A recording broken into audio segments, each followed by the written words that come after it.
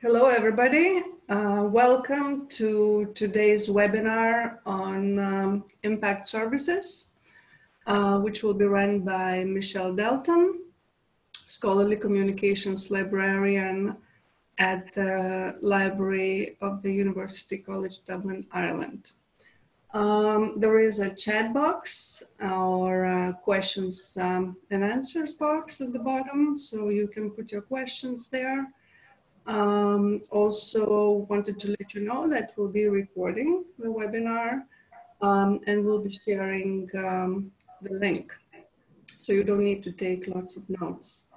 Michelle, welcome. Thank you for agreeing to be our panelist. And thank you, Rima. Handing now the floor to you. Great, thank you.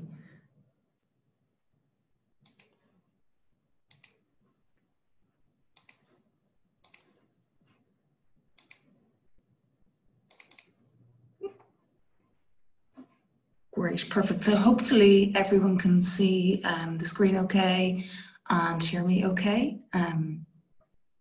So great, thank you for all joining in on the webinar chat today. So to start, I'm going to give a short overview of our research impact service here in UCD Library, how it was developed, and the type of support we offer and what's involved in delivering the service and the kind of skills and knowledge that might be required. And then afterwards, it would be interesting, I think, to hear maybe some questions or ideas from other people in relation to areas where you might need more support or training to develop your own services. So firstly, I want to highlight that our services to support measuring research impact are situated within our overall research impact supports. So areas like advising on publication strategy, including things like open access, author identity and profiles, for example, ORCID, Scopus profiles, ResearchGate, things like that, and promoting your research and ensuring it's visible as well. So whilst today I'm only talking about measuring research impact and tracking research impact, this service fits in alongside our support in many other areas and is closely related to these aspects also. So we get a lot of different types of queries from individual researchers, from schools as well, and the type of queries that we get can be quite broad. So they can be at a general level in terms of a researcher who might just want to know generally how they can increase their research impact. They might want it specifically for a funding application or for promotion or for recruitment or going for an employment opportunity.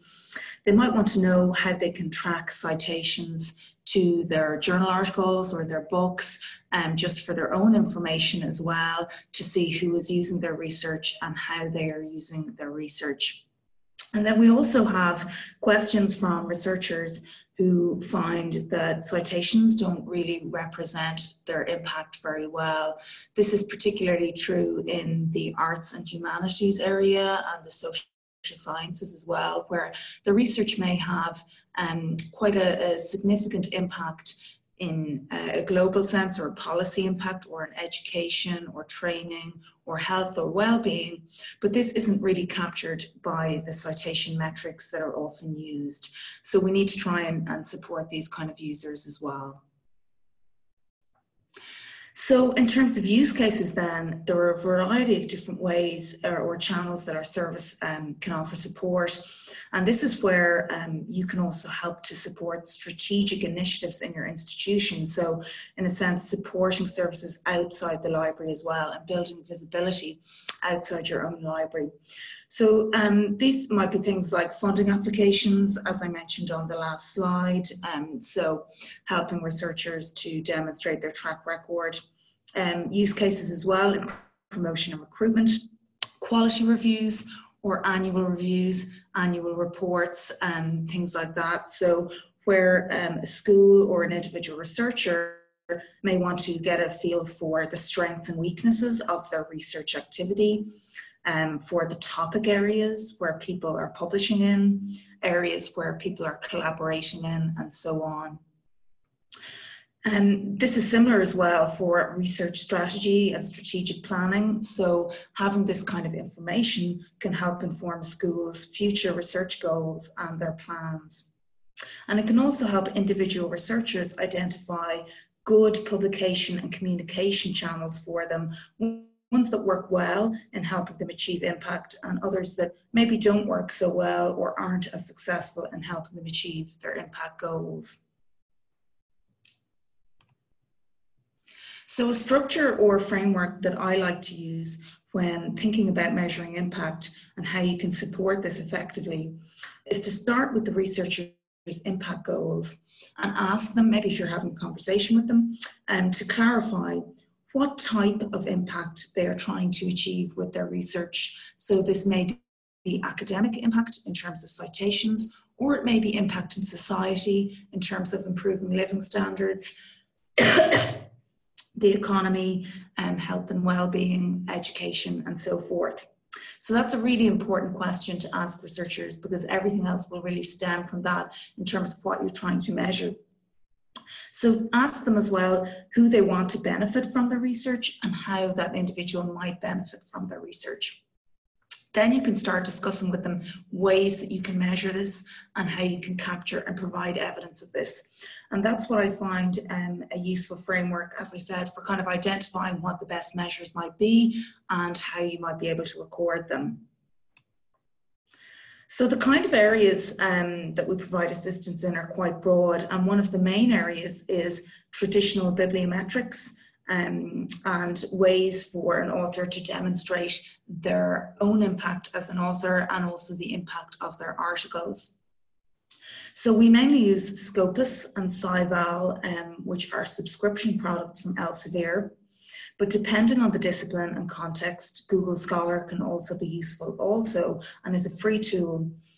Google Scholar can be particularly helpful for individuals who may publish in books or book chapters or non-journal publications.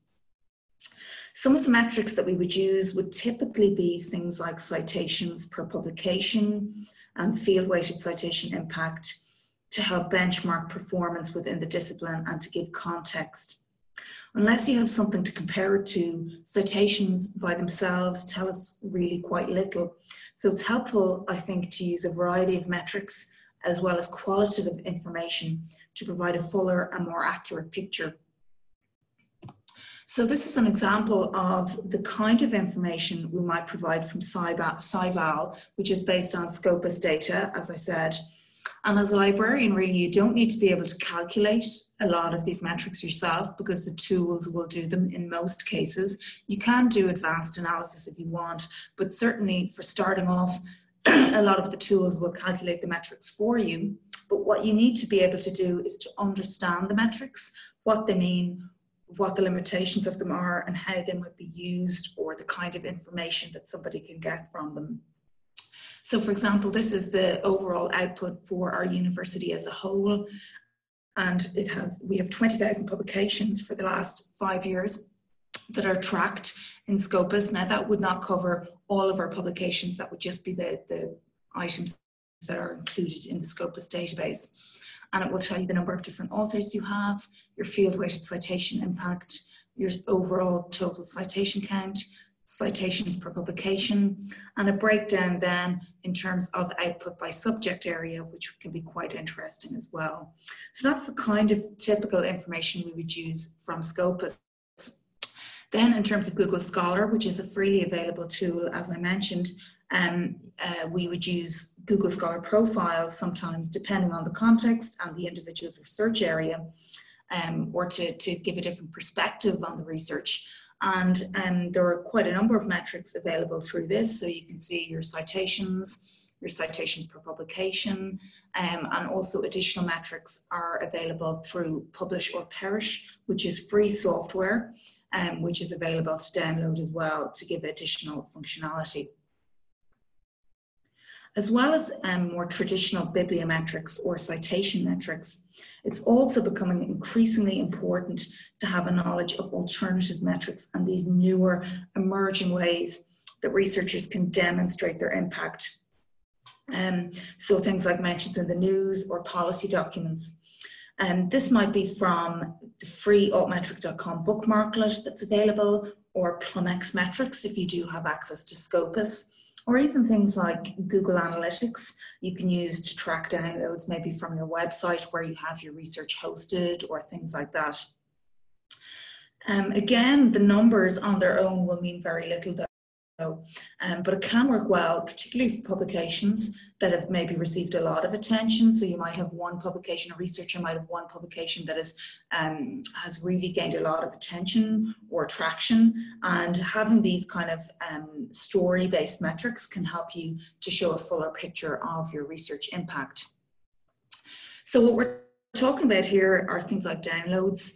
So if you have a repository or downloads of your research from wherever you have it hosted, on a website or so on, and things like book reviews, which are more qualitative information, how many times your research is included in reading lists that are detailed on opensyllabus.net can be interesting to see, I guess, the impact of your research in a teaching and learning context. Things like WorldCat library holdings, to see how many libraries across the world and where they're located might hold a copy of your book. That can be useful information too. Mentions in policy documents, mentions in the newspapers, radio, TV, other media channels, social media, inclusion in practitioner materials or resources.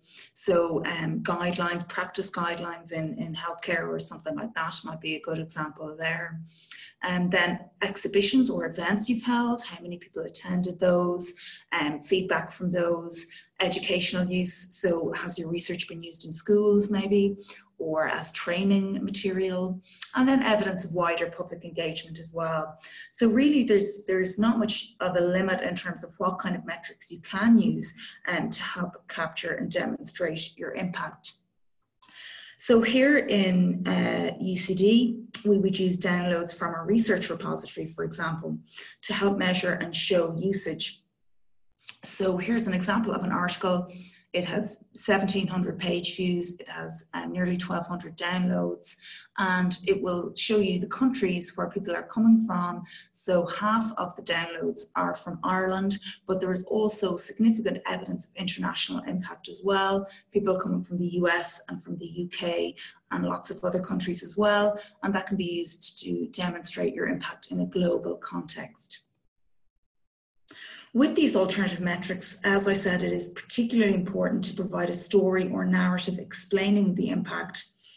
So here's an article published in Nature, for example, and I've just used the freely available altmetric.com bookmarklet to get an idea of some of the alternative metrics that are related to this article. And you can see it has lots of different mentions. It's quite a high score, but it's hard to know what that really means. It doesn't actually tell us all that much. But if we look at the news mentions in particular, we can see that the news mentions are from a wide range of different countries. So we have BBC News in the UK, we have US sources there, we have Business Insider Australia, a German newspaper as well. So this can show, again, evidence that the research has a global reach or impact and helps to tell a more comprehensive story. Another area where we receive a lot of queries is in relation to journal metrics, and especially things like journal impact factors. These can often be misused by researchers who can use journal indicators as a way of demonstrating their own impact as a researcher or the impact of an individual article. However, it's important to remember that journal metrics shouldn't be used to evaluate an individual researcher or an individual article, because they are very much a journal level metric. What they are a measure of, I suppose, is quite a broad and limited indicator of a journal's general visibility, like in terms of average citations, but that information is quite limited, and indeed there are many articles that are published in these high impact journals that will still receive few or even no citations. So it's no guarantee that your article will be highly cited.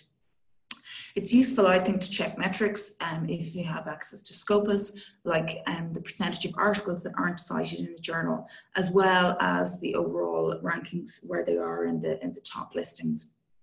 And a key responsibility of my role will be to ensure that researchers understand that journal metrics should not be used to demonstrate their research impact. Indeed, the importance of using metrics responsibly has increased in recent years. And this is an area where I feel that libraries and librarians can take a leading role. So a number of years ago, a group of researchers and organizations signed the San Francisco Declaration on Research Assessment, or DORA. You may be familiar with it. And this outlines a number of principles for using bibliometrics and citation metrics responsibly, including the idea that you shouldn't use journal metrics to evaluate a researcher, but instead assess the individual article or work on its own merits and not the venue it was published in. Other good practices for using metrics responsibly are not to use metrics in isolation. So one metric by itself tells a very narrow story. So try and use a selection of metrics to provide a fuller, more balanced picture. Always try and provide context. So in terms of benchmarking against a similar researcher or a similar school or somebody else within the same field, because there will be a lot of differences between disciplines. And metrics for English, let's say, will be very different to metrics for medicine. Ensure as well that you understand the limitations of the metrics in terms of coverage, what they cover, what they don't cover, what they measure, what they don't, and so on.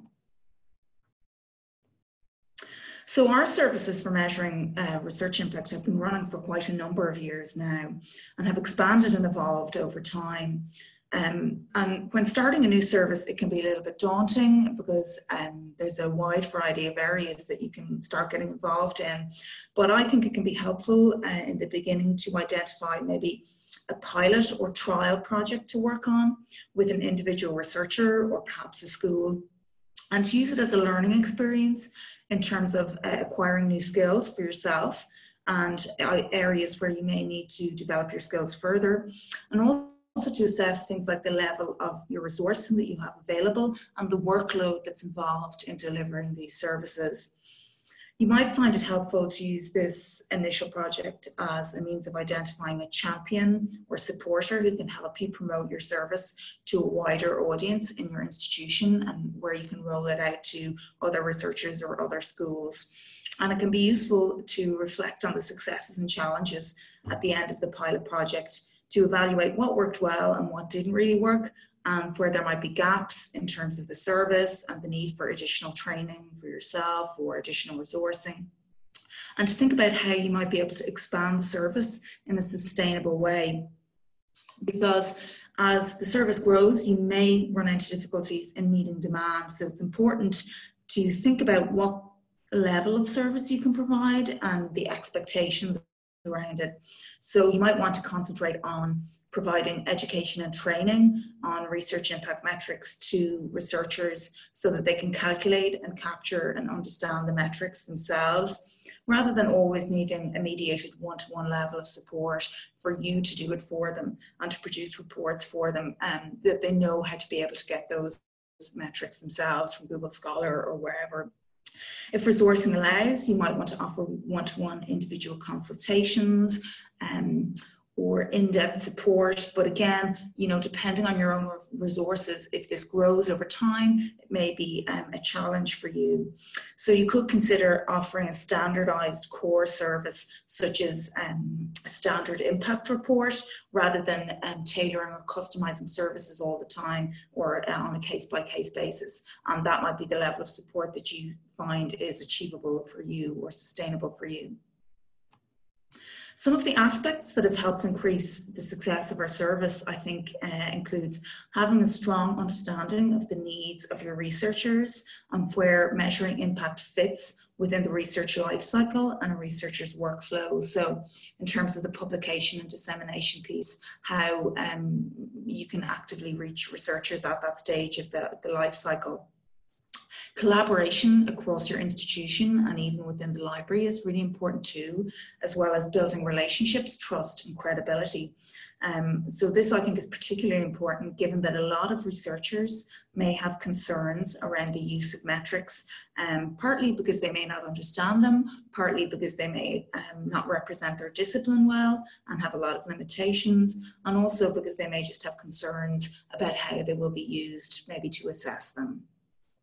Having the flexibility and ability to adapt to a rapidly changing environment is key as well, as the scholarly communications environment is changing very quickly, and you may need to change your own services and adapt them a little bit to align with those changes also.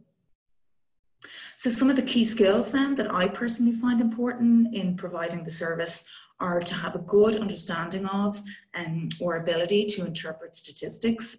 Quantitative skills generally are an advantage as well, but they are something you can, I guess, improve or develop over time. So once you have a basic knowledge, I think you can start, engaging with the kind of service that you might want to deliver.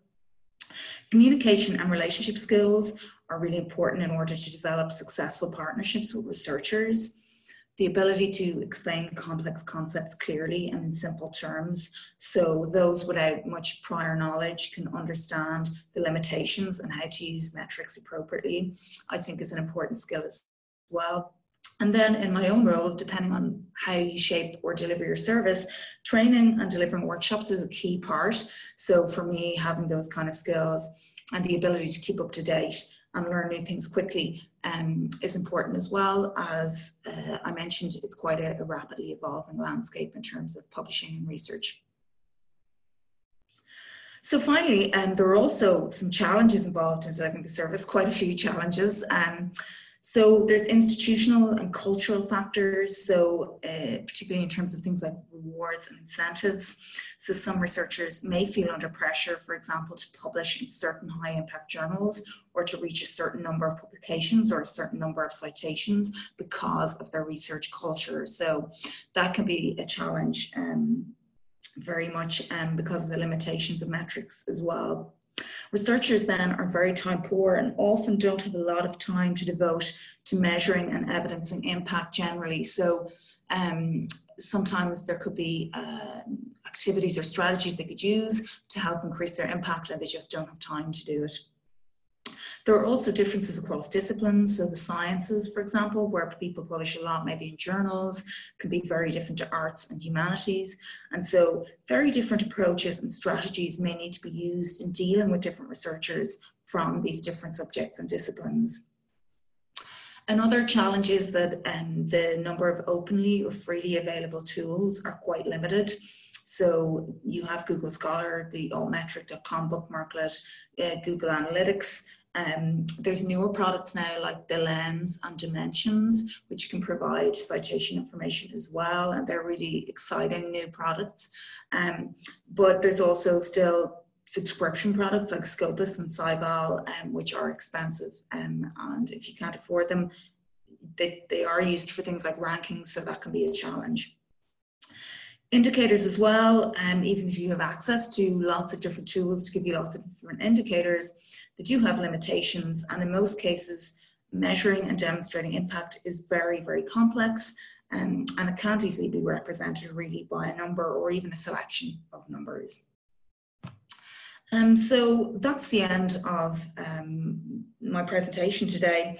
I just really wanted to provide an outline of what we do here at UCD Library to help researchers measure their impact, and hopefully it might give you some of the some ideas for you to implement at your own institutions, some things you might want to try out, or also to give you an idea of areas where you may feel that you need training before you can maybe roll something out, or where gaps are for you in terms of your knowledge or information or understanding of the area.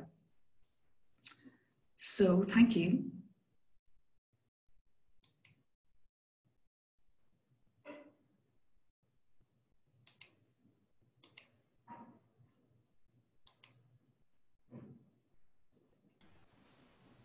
Are there any questions? Thank you. Thank you, Michelle. Are there any questions? I don't see any questions. I would like to ask a question, our audience. Are you getting any questions from your researchers about the related to research impact assessment? Okay, I see one question in Q&A. Okay, so Gildis is asking, is research impact under library responsibility? How is research office involved? Can you explain maybe, Michelle, the relationships and how you work with the departments? Yes, absolutely. So research impact really, it's a very good question and one that's quite common in a lot of institutions. So it falls under both our research office and the library. What tends to happen, it's just the way working has evolved, I think, is that the research office tends to take more of an institutional view. So the research impact of UCD as a whole, let's say. And my, I guess, queries tend to come from individual researchers or an individual school. So I tend to deal more one-to-ones or smaller groups like that, a small group of researchers, maybe for a funding application or something like that, rather than the full institutional picture. But we do work together a lot on training initiatives and things like that, and we would have regular meetings between both teams so that everyone can learn from each other and so that we can also keep up to date with what each other is doing.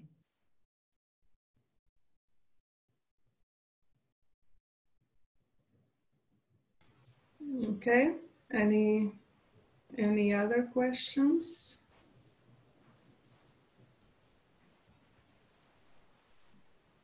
While people are thinking for questions, I have a question for you, Michelle. Where do you look for benchmarks, or how do you decide which benchmarks to use to assess where you are doing in comparison with the others? Yes, so we would have, let's say, particular institutions at a university level that would be decided by, you know, university management. They would have certain universities that would be of a similar size or a similar scale, or a similar kind of discipline mix that we might compare ourselves to at an institutional level.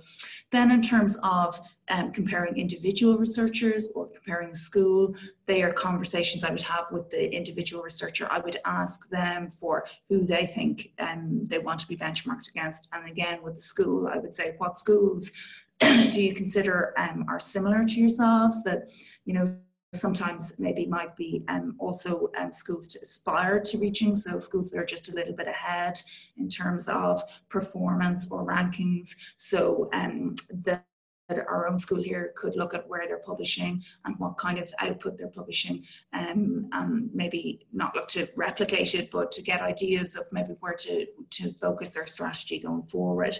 So it's really up to the individual researchers, because I always think, you know, I have to cover every discipline in my area and I just don't have the expertise of, you know, what the benchmarks are in history and the benchmarks are in biology, for example. The researchers themselves will know that best. So I always try and ask the researchers for as much information on that front, and then I would help provide the metrics. Yeah. Thank you. I see there is Gildis again, is asking a question at Q&A box. Yes, I see it there, thanks. Do you see? So yes.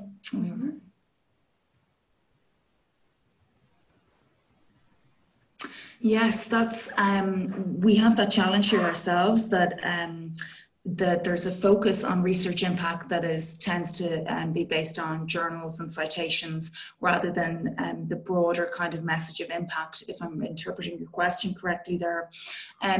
It is a real challenge, and I think something that we have found quite successful here, which our research office has taken the lead in, is to run things like case study competitions. So this can provide a useful opportunity for researchers to tell their story using non-citation or like journal rankings.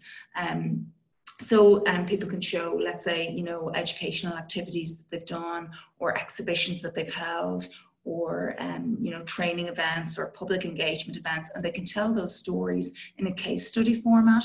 And if you have something like a competition like that, it can really help to promote that side of research impact and get people engaged in it, because I guess there's an incentive, you know, if they win the competition, it will really boost maybe the impact of the research within the institution or within the university.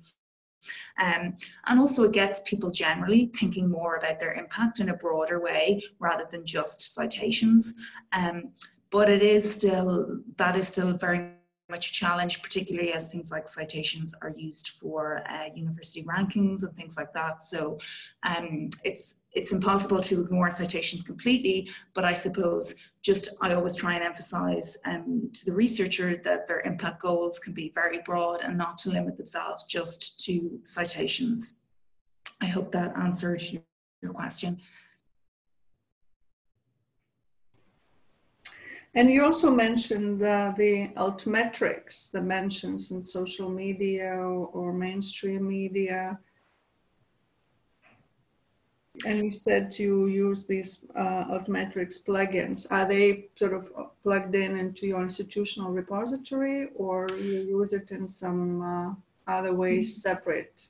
Yes, we do have the altmetric.com plugged into our repository. Our repository librarian has arranged for that. But we don't have access to, and we have the Plumex metrics through Scopus, but we don't have access to the altmetric.com institutional interface, for example, or things like that. So there are quite a good few free ones available like that. Also, obviously, for researchers who don't upload their research to the repository, I suggest they use the free bookmarklet, and I would show people maybe at training events how to use things like that, and as well, even as I say, downloads from their blogs or things like that, because people share their research now in so many different ways, from ResearchGate to blogs to you know, institutional profile websites and various different sources. To try and kind of, I guess, capture all of those, it can be a real challenge.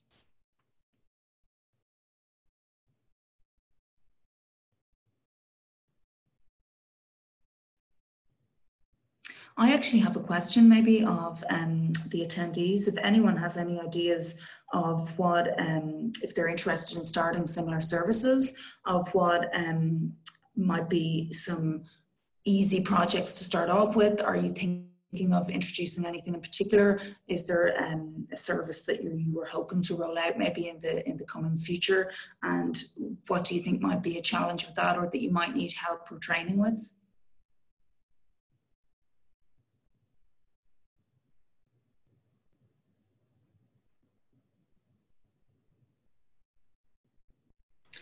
Now, if someone wants to speak, you just put in the chat box and then we will unmute you. So then you'll be able to speak. So it will be probably easier and quicker than writing in the chat box. Okay?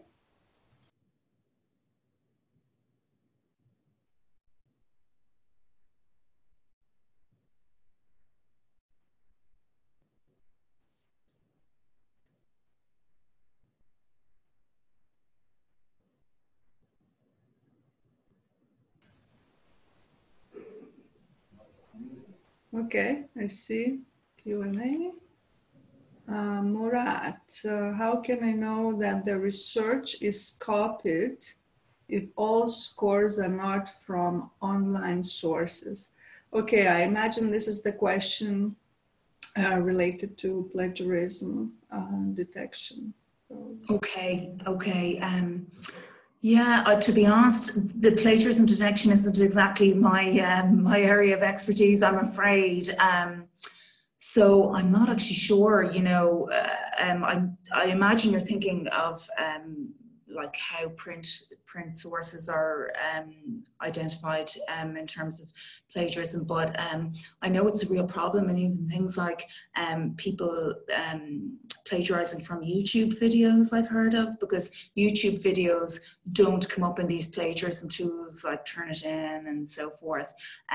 So really it is, I'm not saying impossible to track those instances of plagiarism, but it's certainly very challenging, I think, and it's really, I suppose, a lot of the time based on the individual, whoever's correcting, let's say, the essay or reviewing the manuscript, if it's a journal article, that they would have personal knowledge of the source themselves because they're an expert in the field. And so they would recognize that it's from somebody else's source, if you know what I mean, if it can't be picked up on these online plagiarism checkers. Yeah. So sorry, I'm not, as I say, an expert in the area of plagiarism, I'm afraid.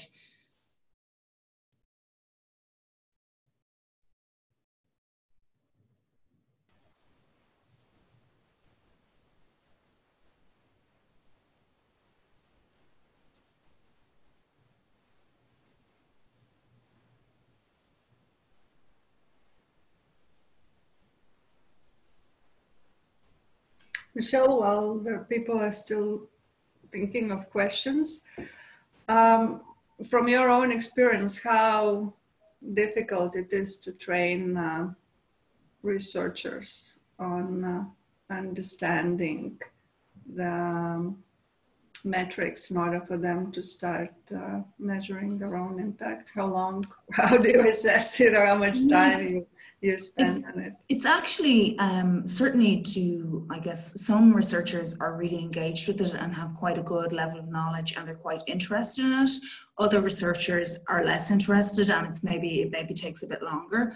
But I do find that even in something like an hour-long workshop, you know, you can convey quite a lot of information to get researchers started with something like their Google Scholar profile, for example, and to explain basic metrics like, you know, citations and citations per publication, and get concepts across, like not to use journal metrics and those kind of basics. And what I always find not to overload people, because it is a lot of information. So to do it in stages. So do a very introductory level one for people, and then a more advanced type session for the people who already have that kind of basic knowledge and who maybe have a Google Scholar profile already and are already engaged in the area, because there's definitely a lot of different levels out there in terms of prior knowledge, if you will.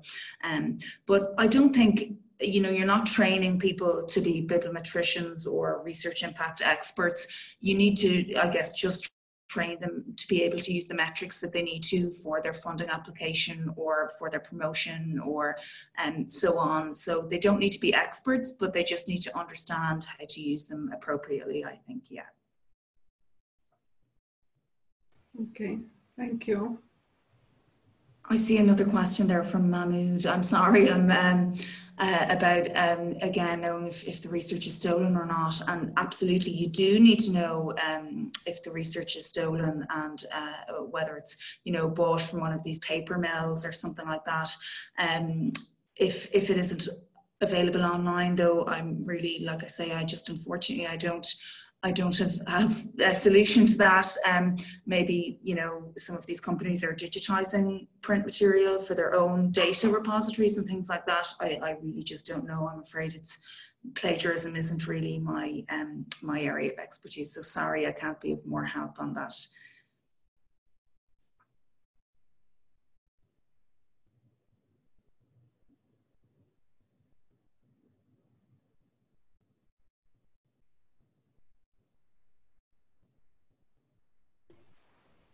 Okay, I do not see any more questions. Oh, someone raised their hand. Okay, so Mahmoud raised the hand. So why don't we unmute Mahmoud and maybe he will say something more if we are not answering his question, okay?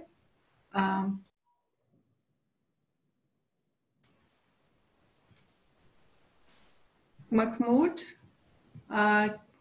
we unmuted to you. Can you speak? Although I see on my screen that his micro is muted. You muted, Mahmoud, you muted it yourself. Can you click on microphone? and then you'll be able to unmute it. Yes, now you're unmuted. You can speak.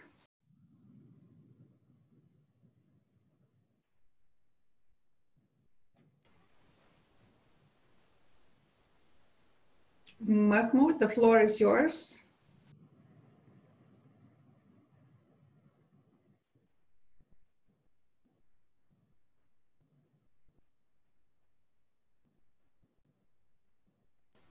All right, we don't hear you, so maybe microphone is not working.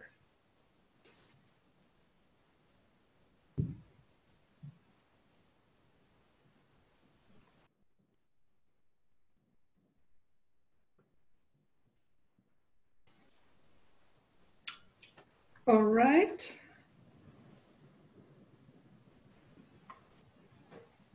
So if there's no more questions and if no one wanted or had any contribution to Michelle's question. Michelle, can you repeat what was your question? Yes, I was just interested if anyone had ideas for services that they were hoping to maybe introduce in the next year or 2 years, or kind of on a small scale, or projects that they were thinking of introducing, and if what those projects are, and if they feel there's any particular training needs around it or anything.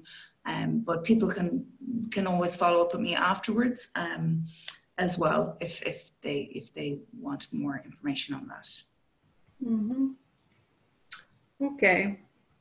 All right. So just Jagadish was saying that it was interesting. Great. Okay. I hope people enjoyed it. Yes. Yes. Thank you, Michelle. We will have this recording and we'll make use of it. And we'll be thinking further about what can be done, what can we do to support libraries in IFL partner countries start introducing these services and skills that are needed to introduce them.